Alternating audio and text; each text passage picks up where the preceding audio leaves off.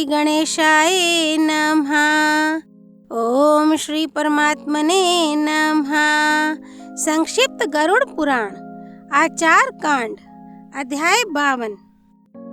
प्रायश्चित निरूपण। ब्रह्मा जी ने कहा, हे ब्राह्मणों, अब इसके बाद मैं प्रायश्चित विधि को भली प्रकार कह रहा हूँ। ब्राह्मण की हत्या करने वाला ब्रह्महंता, मदिरा पान करने में निरत मद्यपी, चोरी करने वाला सत्ययी तथा गुरु की पत्नी के साथ गमन करने वाला गुरु तल्पगामी, गुरु पत्नी गामी, ये 4 महापातकी हैं। इन सभी का संसर्ग साथ करने वाला 5वां महापातकी है। गो हत्या आदि जो अन्य पाप होते हैं वे उपपातक हैं, ऐसा देवताओं का कहना है। जिसने ब्रह्म हत्या की है उसे वन में स्वयं पर्ण कुटी बनाकर उसी में उपवास करते हुए 12 वर्षों तक रहना चाहिए, अथवा पर्वत के उस ऊंचे भाग से गिरकर अपने प्राणों का परित्याग करना चाहिए जिस भाग से गिरने पर कहीं बीच में रुकने की संभावना न हो और मरण निश्चित हो। इसके अतिरिक्त जलती हुई अग्नि में प्रवेश कर प्राण परित्याग, अगाध जल में प्रवेश कर प्राण परित्याग, ब्राह्मण या गौ की रक्षा के लिए प्राण परित्याग भी ब्रह्म हत्या दोष के निवारक होते हैं। इतना अवश्य ध्यान में रखना है कि ब्रह्म हत्या के दोष निवारण के लिए प्राण परित्याग के जो साधन बताए गए हैं उनको करने के पहले यथाशक्ति विद्वान ब्राह्मण को अन्नदान करना अनिवार्य है। अश्वमेध यज्ञ के अंत में होने वाले अभृत स्नान से ब्रह्म हत्या के पाप से मुक्ति प्राप्त हो जाती है। वेदविद ब्राह्मण को सर्वस्व दान करने से ब्रह्म हत्या जनित पाप का नाश हो जाता है। सरस्वती जी, गंगा तथा यमुना, इन नदियों के पवित्र संगम पर 3 रात्रियों तक उपवास रख करके प्रतिदिन तीनों कालों में स्नान करके भी द्विज ब्रह्म हत्या के पाप से मुक्त हो जाता है। सेतुबंध रामेश्वरम, कपाल मोचन तीर्थ या वाराणसी के पवित्र तीर्थ में स्नान करके ब्रह्म हत्या के पाप से मुक्ति हो जाती है। मद्यपि द्विज अग्नि वर्ण के सदृश अंतःकरण को जला देने वाली खौलती हुई मदिरा अथवा दूध, घृत या गौमूत्र का पान करके तज्जनित पाप से मुक्ति प्राप्त कर लेता है। सुवर्ण की चोरी करने वाला राजाओं के द्वारा दंड रूप में मुसल प्रहार से पाप मुक्त हो जाता है, अथवा जीर्ण शीर्ण वस्त्र धारण करके वन में ब्रह्म हत्या नाशक प्रायश्चित व्रत को करने से पाप मुक्त हो जाता है। काम से मोहित ब्राह्मण यदि अपने गुरु की पत्नी के पास जाता है तो उसे इस गुरु पत्नी गमन रूप पाप से मुक्त होने के लिए जलती हुई, तपती हुई लोह निर्मित स्त्री का सर्वांग आलिंगन करना चाहिए, अथवा ब्रह्म हत्या के पाप से मुक्ति के लिए जो व्रत विहित है उस व्रत का अनुष्ठान करना चाहिए। 4 या 5 चांद्रायण व्रत करने से भी गुरु पत्नी गमन जनित पाप से मुक्ति हो सकती है।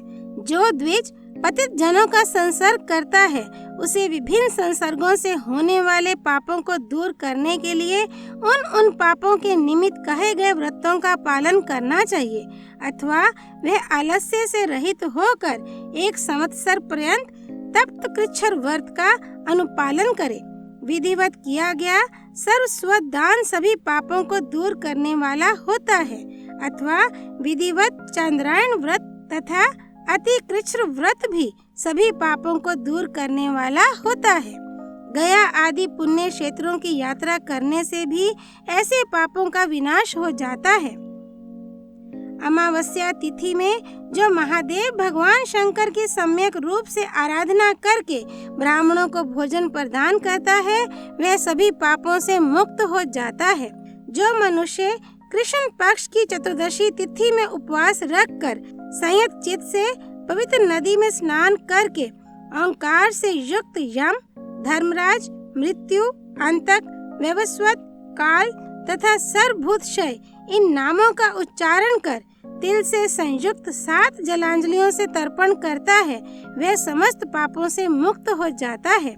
इन व्रतों के पालन करते समय शांत रहकर तथा मन का निग्रह कर ब्रह्मचर्य का पालन करते हुए भूमि पर सोना चाहिए और उपवास रखकर ब्राह्मण की पूजा करनी चाहिए।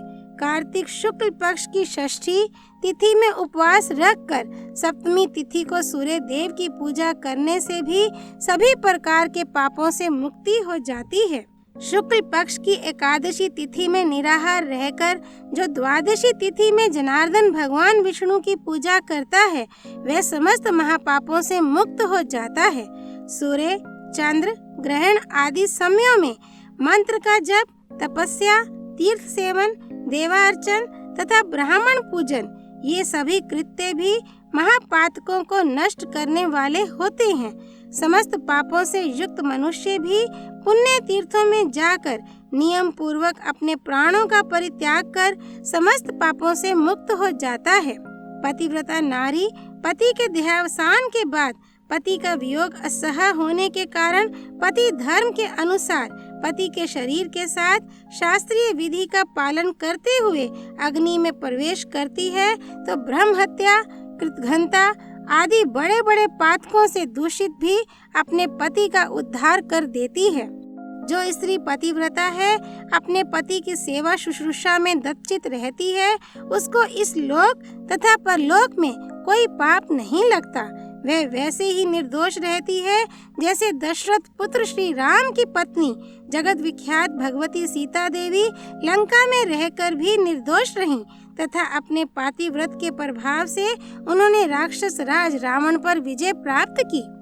हे यतव्रत, संयत चित होकर विविध शास्त्रीय व्रत का अनुष्ठान करने वाले भगवान विष्णु ने मुझसे बहुत पहले ही यह बताया था कि गया में स्थित फल्गु नदी आदि तीर्थों में यथाविधि श्रद्धा के साथ स्नान करने वाला व्यक्ति सभी प्रकार के पातकों से मुक्त हो जाता है और समस्त सदाचरण का फल भी प्राप्त करता है।